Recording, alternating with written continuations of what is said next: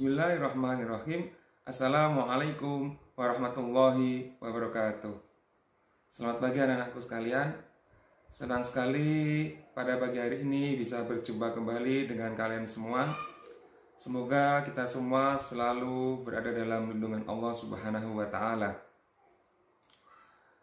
Marilah kita tak lupa mengucapkan rasa syukur kita kehadirat Allah Subhanahu wa Ta'ala, karena atas segala limpahan nikmat yang telah diberikan, khususnya nikmat kesehatan, kita masih dapat melaksanakan aktivitas belajar kita dalam keadaan sehat walafiat. Amin ya rabbal alamin. Pertemuan ini merupakan pertemuan yang ketiga setelah pertemuan yang sebelumnya kita membahas tentang bab 1. Maka pada pertemuan ini kita akan membahas mengenai bab yang berjudul kehidupan manusia di hari kiamat. Pada bab ini membicarakan mengenai aspek akidah, yang mana ketika membahas aspek akidah itu berisi tentang keyakinan atau keimanan yang dipegang oleh seseorang, utamanya umat Islam. Bab tentang akidah atau iman ini biasanya membahas tentang 6 rukun iman, antara lain iman kepada Allah, iman kepada malaikat, iman kepada kitab, iman kepada rasul, iman kepada hari kiamat, dan yang keenam iman kepada qada dan qadar. Pada bab kedua ini kita akan membahas tentang kehidupan manusia di hari kiamat.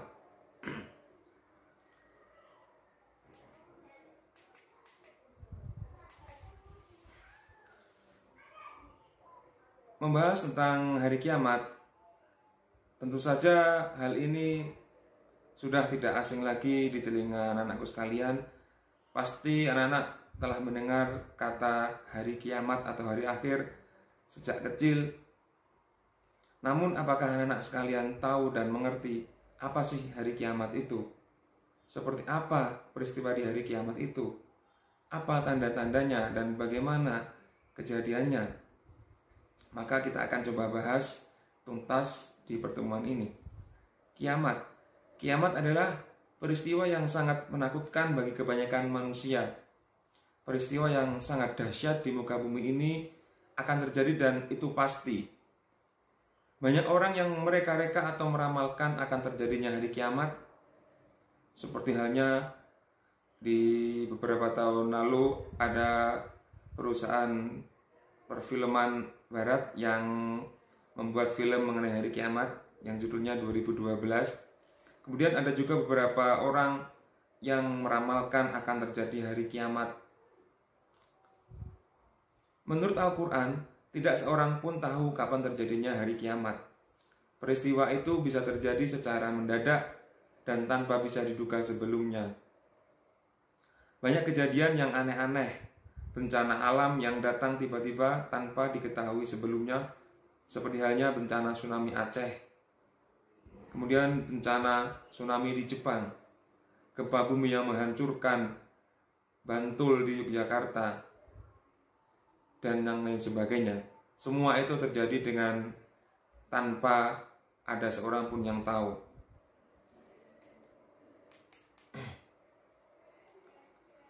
Sebelum terjadi kiamat kubro atau kiamat besar, yaitu kiamat total yang memusnahkan seluruh kehidupan manusia di bumi ini, Allah Subhanahu wa Ta'ala akan mendatangkan banyak kiamat sugro atau kiamat kecil, yang merupakan bencana alam lokal atau rusaknya alam yang menimbulkan korban jiwa hingga puluhan atau bahkan ratusan ribu jiwa. Saat ini barangkali di sekitar kita ada kejadian kiamat kecil seperti banjir bandang, tanah longsor, tsunami di Aceh, Jepang, gempa di Sumatera Utara, gempa di Turki, tornado di Amerika, banjir di Thailand, banjir dan longsor di Pacitan, dan lain sebagainya. Sudah banyak sekali peristiwa di sekeliling kita, yaitu berupa bencana-bencana alam yang luar biasa bertubi-tubi datangnya, utamanya di negara kita di Indonesia. ini merupakan contoh kecil dari bentuk kiamat sugro atau kiamat kecil yang Allah turunkan kepada umat manusia. Walaupun sebagian besar manusia percaya bahwa kehidupan di bumi ini akan hancur dan musnah, tetapi tidak semua orang percaya dan meyakini akan adanya lagi kehidupan baru di akhirat. Semua orang percaya bahwa kita semua akan mati. Semua orang percaya bahwa kehidupan di bumi ini akan hancur pada hari kiamat. Namun tidak semuanya percaya akan adanya pertanggungjawaban atas semua perilaku manusia di dunia ini. Al-Quran selalu mengingatkan agar semua manusia mempersiapkan kehidupan yang ada di dunia ini untuk bekal kehidupan di akhirat nanti.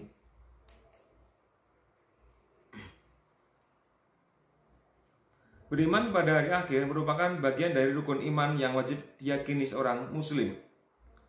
Meyakini kehidupan akhirat tersebut merupakan salah satu ciri orang-orang yang bertakwa. Kita harus meyakini datangnya hari kiamat, yaitu ketika manusia di dunia akan menemui pembalasan yang seadil-adilnya. Peristiwa kiamat merupakan peristiwa kehancuran yang luar biasa yang tidak pernah terjadi sebelumnya. Al-Quran banyak menginformasikan keadaan yang akan dialami ketika kiamat itu terjadi. Setelah kehidupan di dunia yang fana ini mengalami kehancuran yang di hari kiamat, semua manusia akan menghadapi peristiwa-peristiwa besar yang pasti akan terjadi, yaitu peristiwa-peristiwa di hari akhirat.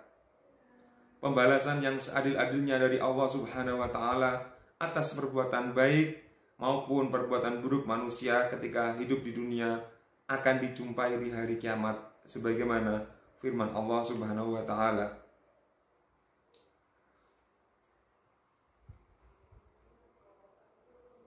Satu, fungsi beriman pada hari akhir. Melalui keimanan dan keyakinan adanya hari akhir, manusia memiliki harapan akan kehidupan yang kekal dan penuh dengan kenikmatan, serta kebahagiaan yang hakiki. Dengan demikian, iman kepada hari akhir mempunyai fungsi antara lain sebagai berikut. Satu, sebagai pemelihara diri agar manusia selektif dalam bertindak dan juga dalam beramal. Yang kedua, sebagai pematuh semangat disiplin dan bertanggung jawab untuk menaati segala perintah Allah Subhanahu wa Ta'ala serta berusaha menjauhi segala larangannya semaksimal mungkin. Yang ketiga, sebagai penunjang kehidupan yang tenang dan tentram karena telah melaksanakan ibadah maupun muamalah. Keempat, sebagai penyadaran bagi manusia yang lupa diri dan tenggelam dalam kesenangan atau kepuasan duniawi. Kesenangan atau kepuasan tersebut bersifat nisbi atau sementara, karena yang hakiki atau kekal adalah menyelaraskan hidup duniawi dengan kehidupan ukhrawi. Yang kelima, sebagai perwujudan akhlakul karimah dan menghilangkan sifat buruk yang ada pada manusia. Di antaranya sifat egoisme, sifat takabur atau sombong, serakah, pemalas, dan kikir, serta berusaha memupuk kesadaran sosial sesuai dengan ajaran agama Islam. Berikutnya, hikmah beriman kepada hari akhir. Hikmah yang secara tersirat muncul dari keimanan sebagai muslim sejati pasti juga akan mempengaruhi seluruh sendi kehidupan. Hikmah ini sangat penting karena secara luas juga akan mempengaruhi dalam cara memandang kehidupan manusia dan seluruh makhluk di alam ini. Beberapa hikmah tersebut antara lain dapat diuraikan sebagai berikut. Satu, atau yang pertama, manusia tidak hidup di dunia ini selamanya. Oleh karena itu, manusia hendaknya senantiasa menabung amal soleh sebagai bekal untuk kehidupan akhirat nanti.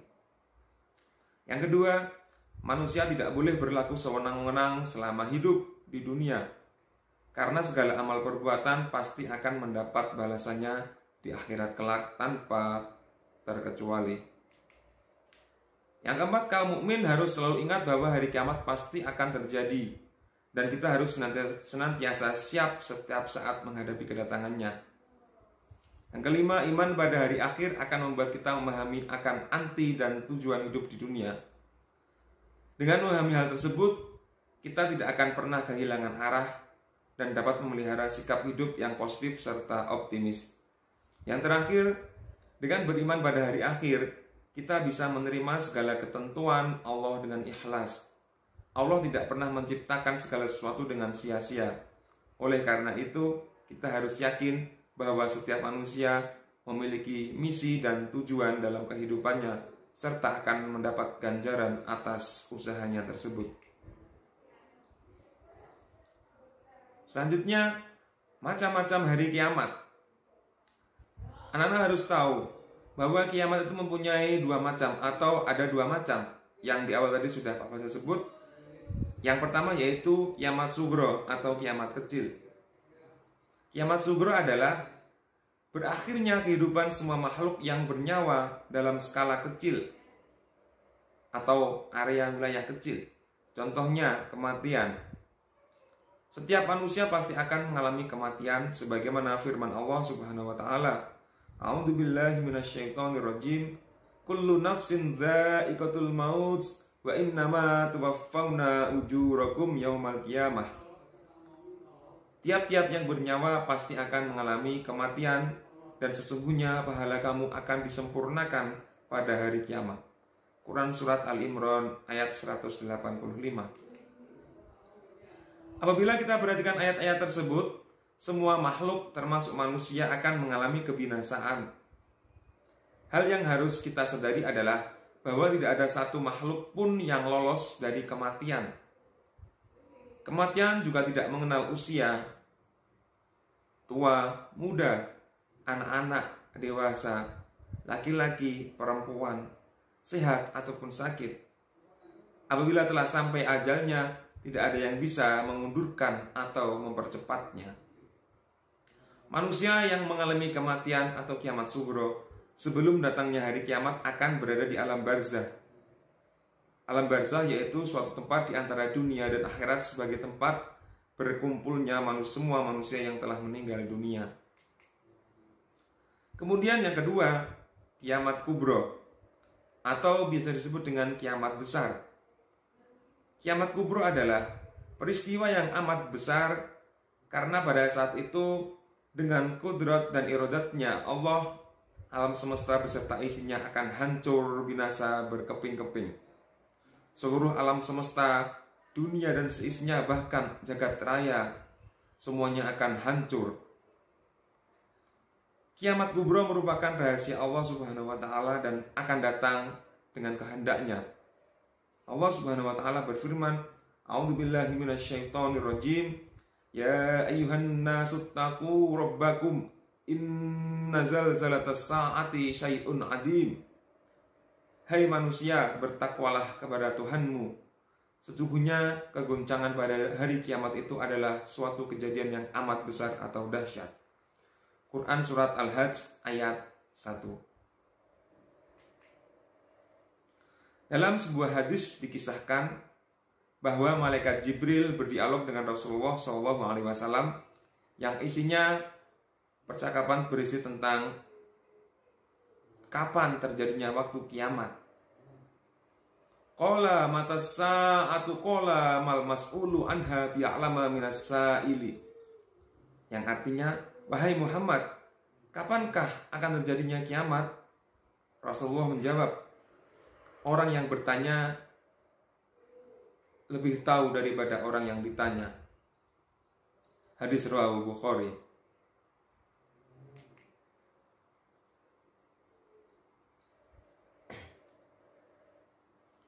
Empat, dalil nakli tentang hari kiamat. Dalam beberapa ayat Al-Quran, berikut ini merupakan dalil-dalil yang menjamin bahwa hari kiamat pasti akan terjadi.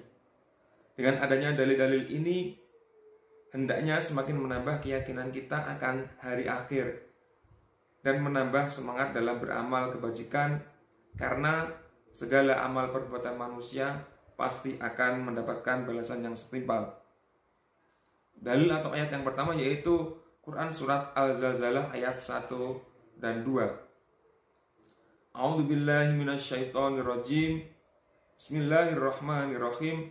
Idza zulzilatil ardu zilzalaha wa akhrajatil ardu athqalaha. Yang artinya, apabila bumi digoncangkan dengan goncangan yang amat dahsyat dan bumi telah mengeluarkan beban-beban berat yang dikandungnya. Quran surat Al-Zalzalah ayat 1-2. Yang berikutnya Quran surat Al-Waqiah ayat 1-6. A'udzubillahi minasyaitonirrajim. Bismillahirrahmanirrahim. Idza waqa'atil waqi'ah laisa liwaqa'atiha kadhibah khafidatur rafi'ah. Idza rujjatil ardu rajja wa bussatil jibalu bassa fakanat haba'am mumbatha. Yang artinya, apabila terjadi hari kiamat, terjadi kiamat itu tidak bisa disangkal. Kejadian itu merendahkan satu golongan dan meninggikan golongan yang lain. Apabila bumi diguncangkan sedahsyat-dahsyatnya dan gunung-gunung dihancurkan sehancur-hancurnya, maka jadilah dia debu yang berterbangan. Quran surat Al-Waqiah ayat 1-6. Berikutnya, tanda-tanda akan terjadinya kiamat. Kiamat merupakan rahasia Allah Subhanahu wa Ta'ala yang datangnya secara tiba-tiba. Terjadinya tanda-tanda akan tiba hari kiamat merupakan sebuah proses yang amat panjang. Manusia tidak dapat mengira-ngira serta memprediksi kapan terjadinya peristiwa besar tersebut. Hal itu menunjukkan bahwa hari terjadinya kiamat benar-benar merupakan hal yang wajib diimani oleh setiap muslim. Dan tidak ada satupun makhluk yang mengetahui kapan terjadinya peristiwa besar tersebut. Seorang muslim yang mengimani hari kiamat tentu akan mempersiapkan dirinya untuk lebih banyak beramal soleh sebagai konsekuensi dan tanggung jawab makhluk Allah Subhanahu wa Ta'ala yang diperintahkan untuk beribadah kepadanya. Berikut ada tampilan tanda kiamat sugro atau kiamat kecil. Bisa anak-anak lihat, di situ ada ilustrasi salah satu contoh kiamat kecil, yaitu ada peristiwa gunung meletus. Contoh-contoh kiamat kecil atau tanda-tanda kiamat kecil diantaranya banjir bandang, gempa bumi, tsunami, tanah longsor, atau juga meninggal dunia. Selanjutnya, tanda kiamat kubro atau kiamat besar. Nah, kalau anak-anak perhatikan, ini juga hanya ilustrasi seperti gambar terjadi sebuah peristiwa kehancuran bumi. Tanda-tanda kiamat kubro yang pertama yaitu munculnya kabut asap yang sangat tebal atau dalam bahasa Arab disebut tuhon, yang mana hal ini sudah disebutkan oleh Allah Subhanahu wa Ta'ala di dalam Quran surat Ad-Dukhan. Yang kedua, munculnya Dajjal. Pasti anak-anak semuanya sudah mengetahui kisah tentang akan munculnya Dajjal nanti di hari kiamat, yaitu seorang makhluk Allah yang memang diturunkan oleh Allah untuk menguji umat manusia nanti di hari akhir. Yang mana anak-anak pasti sering mendengar kalau ciri-ciri Dajjal itu diriwayatkan dia seperti manusia yang mempunyai mata satu. Tapi sebenarnya dalam beberapa hadis Rasulullah, Dajjal itu diriwayatkan dia seperti manusia biasa yang mempunyai dua mata lengkap, yang mana salah satu matanya itu rusak. atau tidak bisa melihat, dan satu matanya itu seperti mau keluar, seperti biji anggur yang mau keluar. Kemudian di keningnya itu terdapat tulisan 3 huruf hijaiyah yang bertuliskan kaf, fa, dan ro, atau kalau dibaca itu kafir. Dan masih banyak beberapa ciri-ciri yang lainnya yang disebutkan oleh Rasulullah di dalam hadisnya. Kemudian yang ketiga, munculnya binatang besar yang dapat berbicara atau dabbah. Nanti pada hari akhir juga akan muncul beberapa binatang seperti binatang melata yang bisa berbicara, yang mana binatang tersebut akan menunjukkan kepada setiap manusia yang bertanya kepadanya, apapun yang telah terjadi, dia bisa mengerti. Kemudian yang keempat, yaitu matahari akan terbit dari sebelah barat. Nah ini, kalau biasanya matahari itu sering kita perhatikan terbit dari timur, maka nanti salah satu tanda kiamat kubro atau kiamat besar itu matahari akan terbit atau muncul dari barat.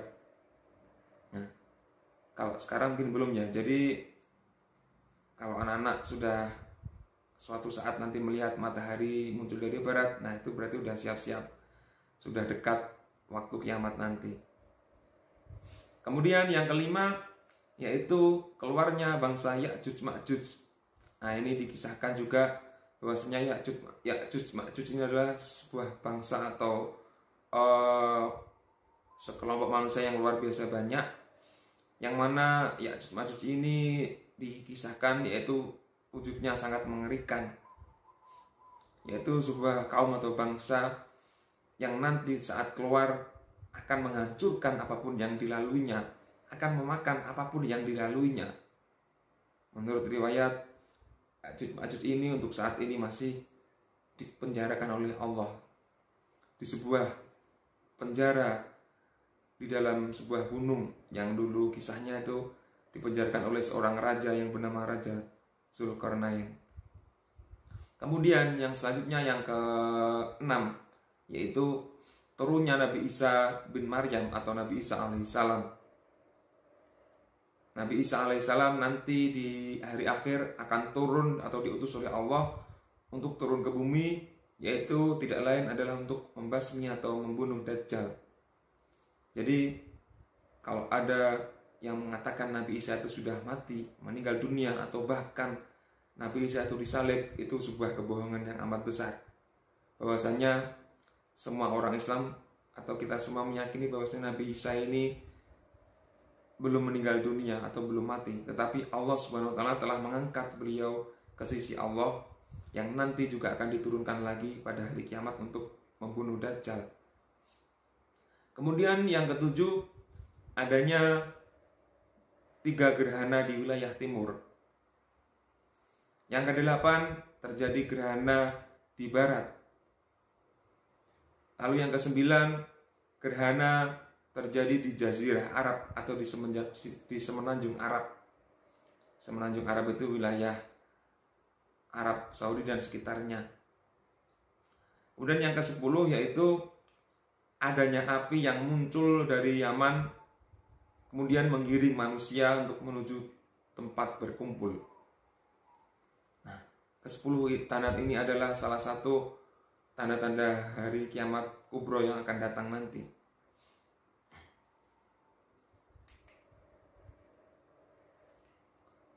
Yang selanjutnya, beberapa peristiwa yang terjadi di hari kiamat. Ketika nanti hari kiamat kubro atau kiamat besar nanti datang, maka akan ada beberapa peristiwa atau rangkaian peristiwa yang akan dilalui oleh umat manusia. Di antaranya adalah yang pertama yaitu alam barzah. Anak-anak pasti sudah sering mendengar, utamanya anak laki-laki, yang apabila pernah ikut takziah atau menghantarkan sampai ke pemakaman atau pekuburan, maka pasti akan sering mendengar kata-kata alam barzah. Alam barzah mempunyai arti atau secara bahasa artinya adalah batas. Sedangkan pengertiannya adalah alam barzah yaitu batas antara alam fana atau alam dunia dan alam akhirat. Artinya, setelah manusia meninggal dunia, maka manusia tersebut menunggu datangnya hari kiamat ada di alam barzah tersebut. Atau kalau banyak orang Islam menyebutnya alam kubur. Jadi ketika ada manusia meninggal dunia, mulai dari Nabiullah Adam sampai detik ini, semuanya masih menunggu ada di alam barzah. Jadi alam barzah itu semacam waiting room ya, atau ruang tunggu sampai nanti tiba hari kiamat datang. Dan alam barzah ini ada di antara alam dunia dan alam akhirat.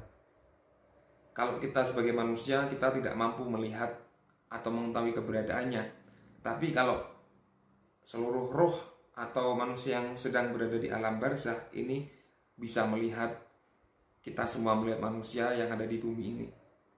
Makanya banyak yang meriwayatkan ketika manusia atau saudara-saudara kita yang ada di alam barzah ini melihat kelakuan kita di dunia ini, mereka semua akan menangis, mereka semua akan bersedih. Mereka berusaha keluar untuk memperingatkan kita semua bahwasanya di alam barzah sungguh tempat yang sangat pedih, sungguh tempat yang begitu berat siksaannya. Apabila dalam saat hidup dulu banyak perbuatan jahat yang dilakukan. Kemudian di alam barzah manusia sudah merasakan balasan amal, baik amal baik maupun amal buruk, sesuai dengan yang telah dilakukannya selama di dunia. Apabila saat hidup di dunia dia beramal baik atau banyak berbuat kebaikan, maka dia akan mendapatkan kenikmatan kubur. Kuburnya akan, kalau orang Jawa mengatakan itu kuburnya akan lapang jembar kubure, padang kubure, atau mendapatkan nikmat yang luar biasa.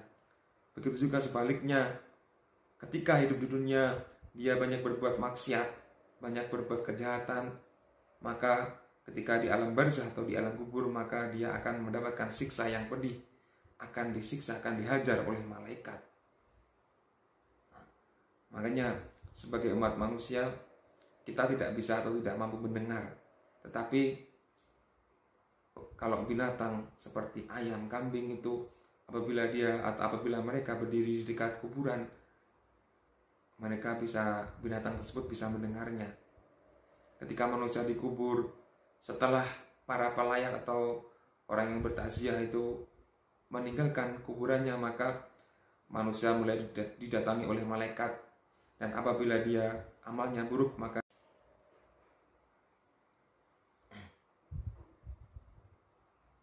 selanjutnya yang berikutnya adalah Yaumul Ba'ats. Yaumul Ba'ats adalah hari ketika semua makhluk yang bernyawa dan berakal akan dibangkitkan setelah mengalami kematian atau kiamat. Semua manusia pasti akan dihidupkan dan dibangkitkan kembali oleh Allah Subhanahu wa Ta'ala untuk dimintai pertanggungjawabannya selama di dunia. Pada hari kebangkitan atau Yaumul Ba'ats, semua manusia yang mati akibat terjadi kiamat kubro, baik karena kematian biasa, karena musibah kebakaran, karena pesawat jatuh, atau yang mati dan hancur serta hilang jasadnya, semua akan dibangkitkan dan tidak akan terlewatkan meskipun hanya seorang. Jadi bisa disimpulkan Yaumul Ba'ats itu adalah hari kebangkitan.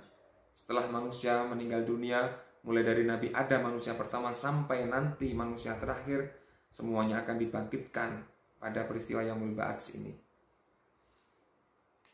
Kemudian selanjutnya Yaumul Mahsyar. Dari kata-katanya anak-anak pasti sudah tahu persis. Yaumul Mahsyar ini bisa disebut dengan padang mahsyar ya. Yaumul Mahsyar merupakan suatu tempat di akhirat yang sangat luas, atau bisa disebut padang mahsyar. Kalau orang Jawa mengatakan itu oro-oro mahsyar.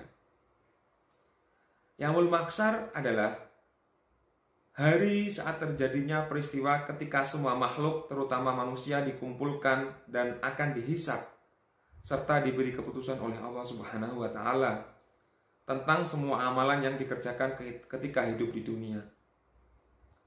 Mahsyar terjadi setelah manusia dibangkitkan dari kematian. Di tempat itulah manusia akan merasa berat dan lama menanti pengadilan dari Allah Subhanahu wa Ta'ala yang Maha Kuasa. Pada hari itu semua manusia dikumpulkan dan diadili oleh Allah Subhanahu wa Ta'ala dengan seadil-adilnya. Hari itu juga disebut hari pembalasan yang hakiki. Selanjutnya, Yaumul Hisab. Yaumul Hisab adalah hari perhitungan semua amal perbuatan manusia, baik maupun buruk amal manusia selama hidup di dunia. Sekalipun seberat atau sebesar zarrah, amal manusia tidak akan lepas dari perhitungan Allah. Jadi Yaumul Hisab ini artinya adalah hari perhitungan. Hisab itu artinya menghitung atau penghitungan. Pada hari itu manusia tidak akan bisa mengelak dan berbohong dari segala amal perbuatannya, karena semua anggota badan, anggota tubuhnya akan bersaksi, akan berbicara dan memberikan kesaksian atas perbuatannya. Sekalipun manusia telah lupa, tetapi Allah Subhanahu wa Ta'ala Maha mengetahui atas segala amal perbuatan manusia. Berikutnya Yaumul Mizan. Mizan artinya adalah timbangan.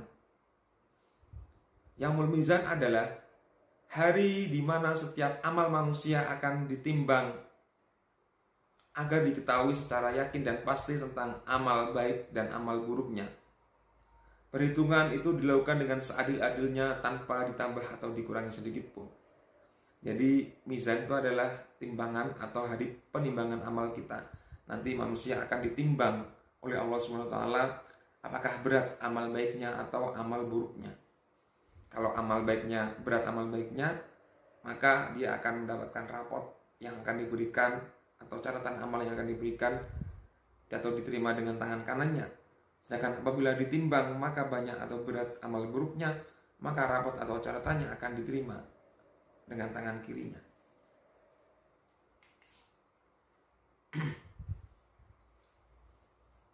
Berikutnya surga dan neraka. Surga,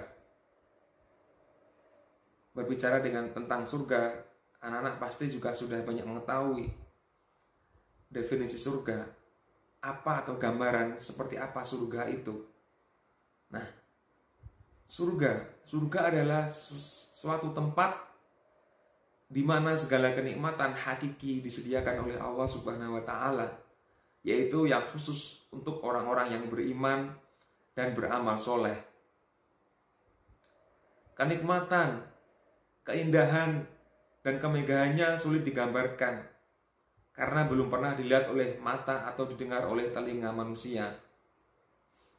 Semua itu diperuntukkan hanya bagi orang-orang yang tunduk dan patuh pada aturan-aturan Allah Subhanahu wa Ta'ala. Mereka itulah orang-orang yang beruntung, karena bagi mereka disediakan surga yang penuh dengan kebahagiaan dan kesempurnaan.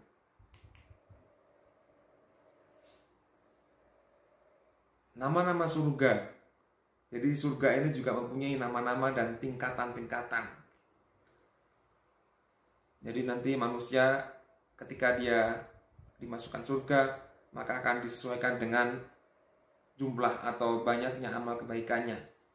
Antara lain yang pertama yaitu surga Firdaus. Surga Firdaus merupakan surga level tertinggi, top levelnya. Jadi bisa dikatakan surga Firdaus ini surga yang VIP atau V-nya banyak, very important person ya. Surga Firdaus ini surga yang paling mewah, yang paling tinggi. Hanya para rasul dan para nabi dan orang-orang yang betul-betul beriman dan bertakwa yang akan ditempatkan di surga Firdaus ini. Dalam sebuah riwayat juga dikatakan surga Firdaus ini diciptakan atau dibuat oleh Allah dari emas. Jadi seluruh bangunan yang ada di surga itu terbuat dari emas. Kemudian yang kedua surga Aden. surga level kedua yaitu bernama surga Aden. Surga ini juga surga kategori surga yang tinggi, yaitu bagi orang-orang yang selalu senantiasa menjaga sholatnya, menjaga diri dari maksiat. Kemudian surga yang ketiga yaitu surga Naim atau Jannatun Naim. Yang selanjutnya surga Ma'wa. Yang kelima surga Darussalam, surga Darul Muqamah, surga Al-Maqamul, dan yang terakhir adalah surga Khuldi. Nah, ini bisa dibilang surga level paling rendah di antara surga-surga yang lainnya. Nah, kita berdoa dan selalu memohon pada Allah semoga kita semua senantiasa menjadi orang-orang yang beriman dan bertakwa serta husnul khotimah dan kelak ditempatkan oleh Allah di surga Allah. Amin ya rabbal alamin. Selanjutnya, neraka. Neraka merupakan tempat terakhir yang terburuk dan paling berat yang disediakan bagi orang-orang kafir, orang-orang musyrik, fasik, ingkar, dan durhaka kepada Allah Subhanahu wa Ta'ala. Mereka akan kekal abadi di dalamnya dengan penuh kesengsaraan dan azab yang sangat dahsyat. Setiap saat dan setiap detik mereka selalu berhadapan dengan azab dan siksa yang pedih. Jadi kita semua tahu gambaran neraka itu bagaimana. Suatu tempat yang seburuk-buruknya tempat, melebihi tempat manapun ya. Itu tempat yang sangat jelek, sangat keji, dan penuh dengan siksaan yang sangat pedih. A'udzubillah min dzalik. Seperti halnya surga, neraka juga mempunyai tingkatan-tingkatan atau nama-nama. Nama-nama neraka ada 10. Yang pertama yaitu neraka Hawiyah. Neraka Hawiyah ini neraka yang paling istilahnya bukan paling rendah, tapi neraka yang paling ringan di antara neraka-neraka lainnya. Kemudian neraka Jahim, neraka Sakor. Yang keempat neraka Lazza. Yang kelima neraka Sa'ir, neraka Hutomah.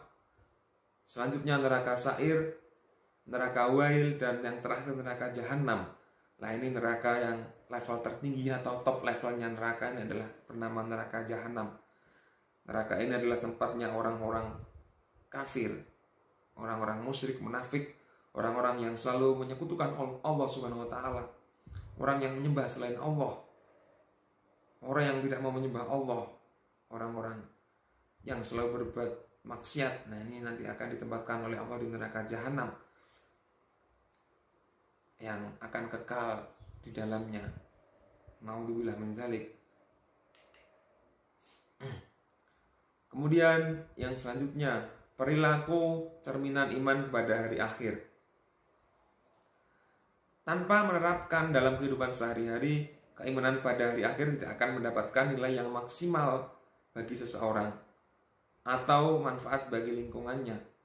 Dengan demikian, menunjukkan perilaku yang sesuai dengan cerminan terhadap keimanan tersebut mutlak diperlukan. Beberapa perilaku tersebut antara lain sebagai berikut. Yang pertama, melakukan segala pekerjaan yang positif dengan hati riang dan ikhlas.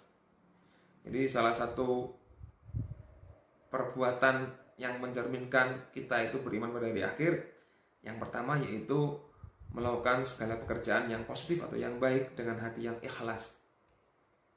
Yang kedua, meneladani perilaku terpuji dari siapapun tanpa memandang latar belakangnya, serta berusaha menerapkan dalam pribadi kita. Berikutnya, takut untuk melakukan dosa dan maksiat, karena kita tidak pernah mengetahui kapan kematian datang dan kapan kiamat itu akan datang. Yang keempat, takut untuk melakukan dosa dan maksiat karena kita tidak pernah mengetahui kedatangan hari kiamat. Nah, ini sudah ya.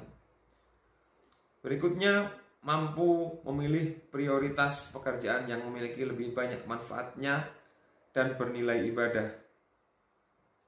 Yang keenam, senantiasa berhati-hati dalam melakukan suatu perbuatan karena Allah Maha melihat dan Maha menilai.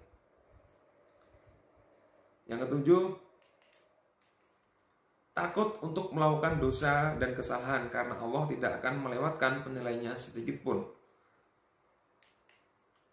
Kemudian 8, melakukan kebajikan dan ibadah semaksimal mungkin sesuai dengan kemampuan, karena hal tersebut akan menjadi tabungan atau bekal kita di akhirat nanti. Berikutnya, tidak larut dalam kehidupan duniawi, tetapi cinta dunia hanya sekedar untuk beramal demi akhirat, atau kita mencari harta dunia hanya sebagai sarana atau alat untuk menghantarkan kita menuju dunia akhirat. 10, menyadari bahwa hidup di dunia ini hanya sebentar atau sementara, sehingga harus berlomba-lomba untuk melakukan kebaikan sebanyak-banyaknya. Yang terakhir, apabila telah melakukan perbuatan buruk, hendaknya segera bertobat dan mengiringinya dengan perbuatan baik, agar di akhirat tidak menjadi orang yang merugi. Artinya, ketika kita telah berusaha melakukan hal yang terbaik, berbuat baik, berusaha meninggalkan kemaksiatan, meninggalkan keburukan, tetapi kita telah terlanjur berbuat dosa, maka sebaiknya kita segera bertobat. Taubatan nasuha, tobat yang benar-benar tobat dan berjanji tidak akan mengulangi lagi. Lalu kemudian mengiringinya dengan banyak melakukan perbuatan baik. Nah, demikian adalah pembahasan mengenai bab 2, yaitu kehidupan manusia di hari kiamat. Untuk apabila ada hal yang belum jelas atau belum mengerti, nanti anak-anak bisa mengulang lagi video ini, atau mungkin bisa bertanya langsung kepada Pak Faza, bisa melalui kolom komentar, atau bisa juga melalui grup WA kelas ya. Jadi nanti pertanyaan apapun akan Pak Faza jawab. Kalau biasanya ketika pertemuan di kelas setelah materi kita bisa berdiskusi, bisa saling tanya jawab, maka pada pertemuan ini kita terbatas ruang dan waktu, jadi kita tidak bisa langsung melaksanakan tanya jawab. Baik, demikian materi yang dapat Pak Faza sampaikan. Semoga anak-anak paham dan semoga anak-anak mengerti, dan akhirnya anak-anak diberikan selalu ilmu yang barokah dan bermanfaat. Amin ya rabbal alamin. Akhirul kalam, mongol muwafiq la aqwamit thoriq. Assalamualaikum warahmatullahi wabarakatuh. Terima kasih.